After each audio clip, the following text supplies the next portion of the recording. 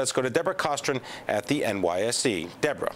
Thanks a lot, Pim. Yes, and Intel certainly moving around here as we've been getting all these numbers over the last 40 minutes or so. Intel posting its biggest quarterly revenue in more than a year, boosted by surging sales of laptop computers. And orders also for desktop computers, which actually plunged during the recession, are also beginning to recover as well. Intel also predicting higher first quarter sales than analysts had estimated, mainly as the demand for those notebook computers seems to be kind of coming up here. And what we do see, Intel, it was higher in today's session, but also tacking on another 1.5% or more here in the extended trading session.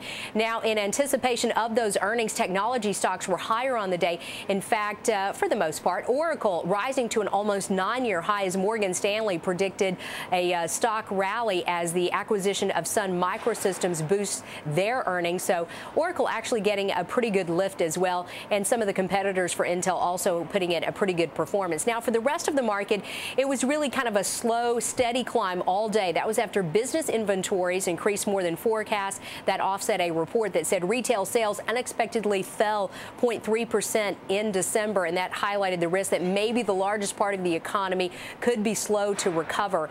And another not so great economic report we got, weekly jobless claims actually climbed more than forecast, but the thing that people really kind of looking at, when you take a look at the 4-week average of those for the first-time claims for unemployment benefits, actually dropped to the lowest level since August 2008, and that indicates maybe that companies are making fewer job cuts on a whole as the economy improves. Taking a look at some other winners on the day, Marriott expects their revenue per available room to increase this year after travel demand, of course, dipped last year because of the recession. Shares climbing the most in 5 months for Marriott. Bank stocks among the biggest gainers in the S&P, even though Obama talking about imposing that tax on financial firms. Pim, now back to you. Thank you very much, Deborah Kostroun.